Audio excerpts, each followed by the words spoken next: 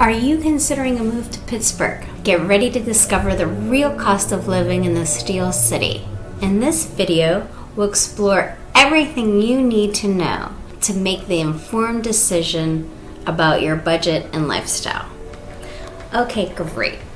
Well, the first thing you need to know is, where are you going to live? Are you going to buy a house or are you going to rent a house? So I just want to tell you this story about a client I'm working with right now. And they were thinking about buying a home in the South Hills section of the city called Brookline. It's still in the city, but it is South Hills. They were looking at this home. It's listed for $210,000, recently updated, 3 bedrooms, 2 bathrooms, close to the city. At $210,000 with a minimal down payment of 5%, their mortgage was going to be less than $1,600, about $1,550 a month. There was somebody in there renting, and they were paying $1,950 a month.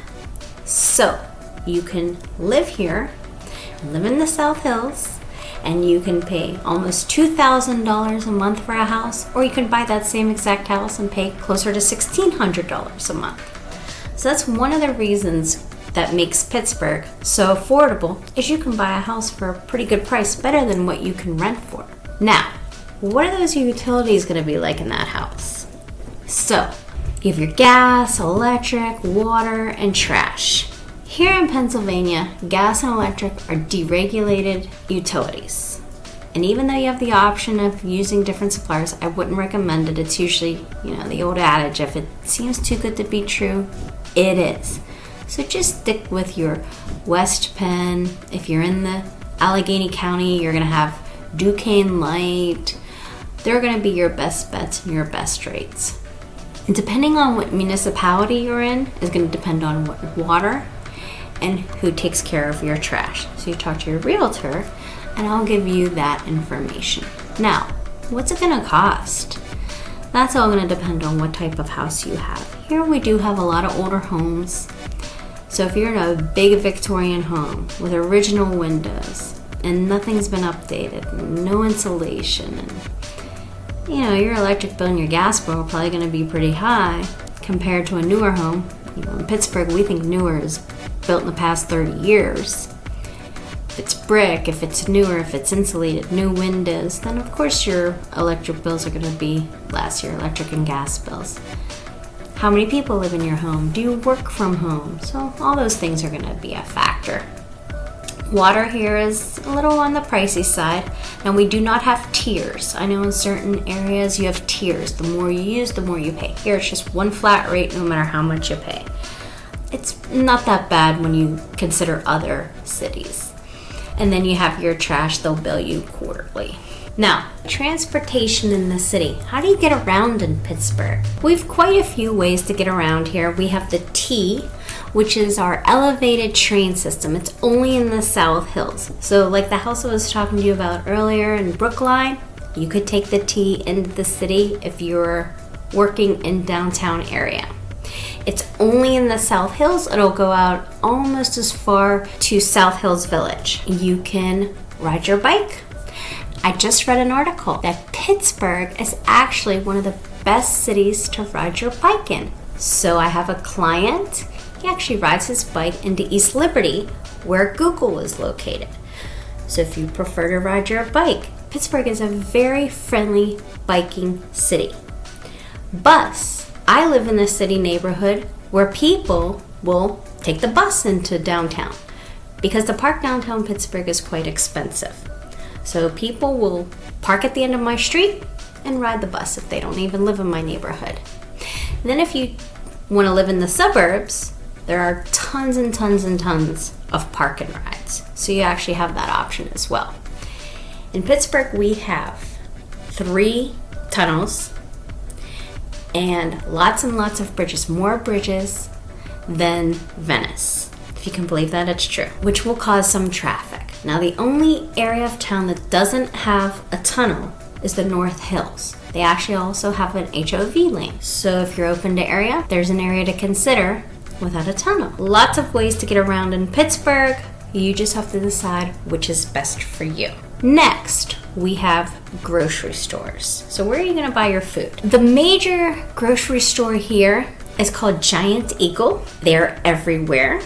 We have the Market District, which is kind of the fancier neighborhood. They'll have like the bar inside of the grocery store, and it's pretty fancy. Then you have the regular Giant Eagle, which is your regular grocery store.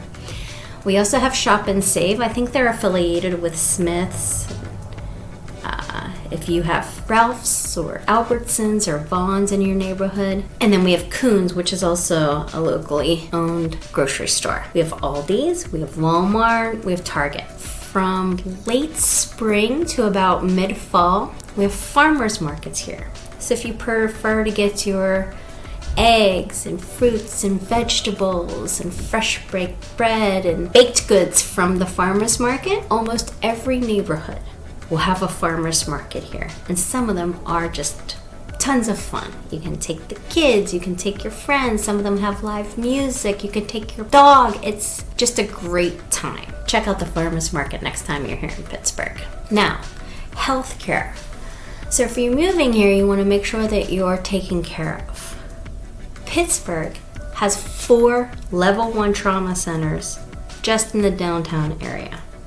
Downtown Oakland area, which is where a lot of our hospitals are located. And there are 10 total hospitals just in that downtown area alone.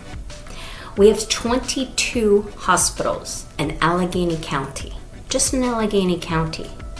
Not to mention the surrounding neighborhoods, the surrounding counties of Westmoreland, Washington, Armstrong. So, if you are concerned about health and health care, you are coming to one of the best cities in the country for healthcare coverage. UPMC is actually the #1 employer in Pennsylvania, and they are world renowned for cancer treatment and heart and lung. Then we also have another really big healthcare system called Allegheny Health Network, and they are known for internal medicine. So you are covered any way you look at it. Next, we have entertainment. What are you going to do while you're in Pittsburgh? Well, we talked earlier about riding your bike. You can ride your bike everywhere. We have 3 rivers. There's lots to do. You can ride a kayak. You can do boating. There's tons of things to do. We have 3 sports teams. So any time of year, you can go down and watch one of the sports teams, even when the Pirates aren't great. They're in a beautiful stadium. And because they're not great, the tickets are pretty reasonable. We have concerts. Taylor Swift just left here. So we have concerts to come. Everybody will come through Pittsburgh. We have the ballet, we have museums, we have comedy clubs, great restaurants, you name it, we got it. I just took a Segway tour, a sunset Segway tour. It's fabulous. So, Pittsburgh has lots to do, lots to offer, and the cost of living is really incredible here for this type of city. Is there something you'd like to know that I didn't discuss? If there is, put it in the comments and I'd be more than happy to do a video for you. If you want to stay in the know about Pittsburgh, if you're moving here, if you're here and it's time for you to buy a home, reach out to me. You can call me, you can reach me through my website. Talk to you soon. Bye-bye.